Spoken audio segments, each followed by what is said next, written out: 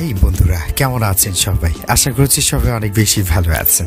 আজকের এই ভিডিওতে আমরা কথা বলতে চলেছি কাপল ব্লগারদের অন্যতম জনপ্রিয় ব্লগার জান্নাত ইসলাম আনিকার স্বামী, পরিবার, বাড়িগাড়ি, ইনকাম, লাইফস্টাইল, আসল পরিচয় ও অজানা সকল তথ্য সম্পর্কে। তাই ভিডিওটি এক সেকেন্ডও না টেনে শেষ পর্যন্ত দেখতে থাকুন। জান্নাতের আসল নাম জান্নাত ইসলাম আনিকা, আর তার ডাকনাম জান্নাত। তিনি পেশায় একজন ফেসবুকার, ইউটিউবার ও টিকটক স্টার। জান্নাতের জন্মস্থান কুমিল্লা, চট্টগ্রাম, বাংলাদেশ এবং তিনি এই মুহূর্তে তার পরিবারের সাথে কুমিল্লায় বসবাস করছেন। তিনি জন্মগ্রহণ করেন 2000 সালে। সেই হিসাবে তার বর্তমানে বয়স চলছে 20 বছর। জান্নাত উচ্চতায় 5 ফুট 4 ইঞ্চি হলেও তার ওজন 55 কেজির মতো। জান্নাতের জাতীয়তা বাংলাদেশি এবং তিনি ইসলাম ধর্মের অনুসারী। জান্নাতের শখ হচ্ছে টিকটক ভিডিও করা, জামাই নিয়ে ভ্রমণ করা। জান্নাতের শিক্ষা জীবন: তিনি রেলওয়ে পাবলিক হাই স্কুল থেকে এসএসসি পাস করেন। এরপর আর তিনি পড়ালেখা কন্টিনিউ করেন দেয়। জান্নাতের ইউটিউব চ্যানেলের নাম হচ্ছে নবাবী কাপল।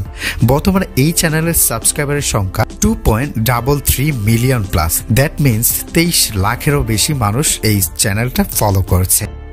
জান্নাত ইউটিউব জগতে আত্মপ্রকাশ করেন 2023 সালে প্রতিবেশীদের সাথে প্রতিনিয়ত যা ঘটে ভিডিও দিয়ে। এরপরে জান্নাত আর রাসেলের পিছনে ফিরে তাকাতে হয়নি। প্রথম অবস্থায় তারা অনেক গরিব ছিল। মূলত বর্তমানে ভালো অবস্থান তৈরি করেছে শুধুমাত্র কাপল ব্লগ দিয়ে। আর সব থেকে বেশি ভাইরাল হয়েছে জান্নাত রাসেলের সাথে কাপল ব্লগ ভিডিও করার কারণে। তো সে যাই হোক, আমার দেখা জান্নাতের জনপ্রিয় ব্লগ ভিডিওগুলো হচ্ছে আরুর রাজকন্যাকে দেখতে গিয়ে, জান্নাত বিবাহ বার্ষিকীর উপহার, আমি কি সারাদিন টিকটক ভিডিও করি, অবশেষে আমাকে বাড়িতে সেলিব্রিটি ইত্যাদি।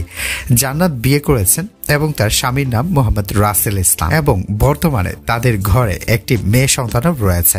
জান্নাতের ইনকাম: তিনি প্রতি মাসে প্রায় 1 থেকে 2 লক্ষ টাকা পর্যন্ত ইনকাম করে থাকেন। তবে এই মুহূর্তে জান্নাতের আনুমানিক মোট সম্পদের পরিমাণ হচ্ছে 20 লাখ টাকারও বেশি। জান্নাতের গাড়ির কালেকশন: দুঃখিত, তাদের কোনো গাড়ি আছে কিনা এই ব্যাপারে ইন্টারনেটে কোনো তথ্য পাওয়া যায়নি। তো বন্ধুরা, জান্নাত ও রাসেলের ভিডিও দেখতে আপনাদের কাছে কেমন লাগে তা কমেন্ট করে অবশ্যই জানাবেন।